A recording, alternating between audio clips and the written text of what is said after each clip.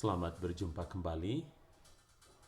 Kali ini pelajaran kita adalah Roma 4 ayat 1 sampai 12, tapi untuk kali ini hanya 2 ayat pertama saja. Dan ini adalah homework untuk membahas secara singkat Roma 4 ayat 1 sampai 2. Kita baca ayat pertama. Ayat pertama katakan, "What shall we say then that Abraham our father, as pertaining to the flesh, hath found?" Ini bahasa King James, jadi agak sulit dimengerti kecuali kita belah-belah. Jadi caranya kita pilah-pilah. What shall we say then that Abraham our father? Terjemahan Indonesia mengatakan, Jadi, apakah akan kita katakan tentang Abraham? As pertaining to the flesh hath found. Kutipan bahasa Indonesia atau terjemahan bahasa Indonesia kurang lengkap karena cuma diterjemahkan bapa leluhur jasmani kita.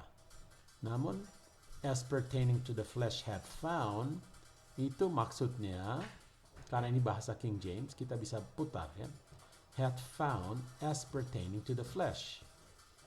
Jadi, yang diperoleh hasil usaha fleshnya. Jadi kalau kita mau baca kembali, sebelum itu, apa yang dimaksudkan dengan flesh? Flesh itu adalah pekerjaannya. Jadi kalau kita mau baca kembali Roma 4 ayat 1 dengan pengertian setelah kita pelajari, apa hasil yang diperoleh dengan usaha works-nya Abraham? Apa hasil yang diperoleh dengan usaha works-nya Abraham? Jadi dengan usahanya sendiri, hasil pekerjaan flesh-nya, apa yang dia peroleh? Kita sambung ke ayat kedua. For if Abraham were justified by works, he hath whereof to glory, but not before God. Yang mau diperhatikan di sini adalah kata if. Jika, sebab jikalau apa? Jikalau Abraham dibenarkan karena perbuatannya.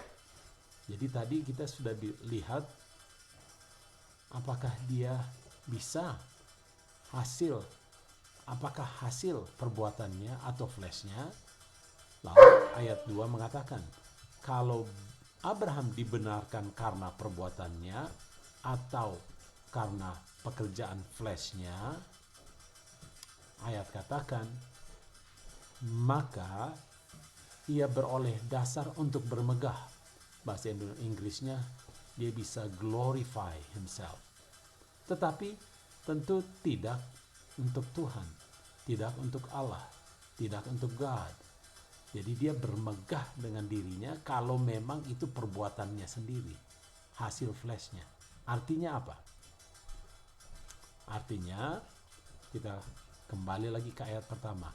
Apa hasil yang diperoleh dengan usaha works-nya Abraham? Dengan usaha fleshnya Abraham. Apakah saya dalam flesh, hasil berdosa saya, bisa menghasilkan glory? Tentu tidak bisa. Ya. Jadi apa hasil yang diperoleh dengan usaha works-nya Abraham? God is not glorified. Tuhan sama sekali, atau God, ya, tidak diglorify, tidak dipermuliakan sama sekali. Ayat apa yang teringat? Kita ingat Roma 3 ayat 23. Apa yang dikatakan? For all have sinned and come short of the glory of God. Dan sin itu adalah pelanggaran hukum Tuhan. Pada saat manusia melanggar hukum Tuhan sejak Hawa dan Adam, maka kemuliaan Tuhan, glory Tuhan tidak bersama mereka lagi. No glory of God. Dan glory itu adalah righteousness. Tidak ada glory, tidak ada righteousness. Dan Abraham, seorang yang juga telah berdosa setelah Adam dan Hawa. Tidak ada kebenaran God, tidak ada righteousness dalam dirinya. Namun, dia percaya kepada apa yang Tuhan firmankan. Percaya, he believe. Bahasa Ibrania, amen. Amen artinya percaya. Pada saat Abraham percaya, namanya masih Abram waktu itu ya. Kita bisa baca di mana? Di Kejadian 15 ayat 6. Pada saat Abraham percaya, so shall thy seed be. Kenapa? Dia disuruh lihat ke atas, lihat ke langit, dan menghitung jumlah bintang yang begitu banyak. Abraham belum sempat menghitung. Di Alkitab tidak dikatakan dia mulai menghitung, tapi dia percaya jumlah keturunannya akan sebanyak itu. Di Genesis 15 ayat 6. Makanya dikatakan, to him was counted as righteousness. Kepada Abraham, kepercayaannya itu dinyatakan sebagai kebenaran. Dan karena bukan hasil fleshnya, bukan hasil pekerjaannya, hasil dia percaya, God yang diglorify. Jadi kesimpulannya apa? Abraham dinyatakan kebenaran tanpa pekerjaan fleshnya, sehingga God yang dipermuliakan. Itu adalah kesimpulan Roma 4 ayat 1-2. Semoga bermanfaat.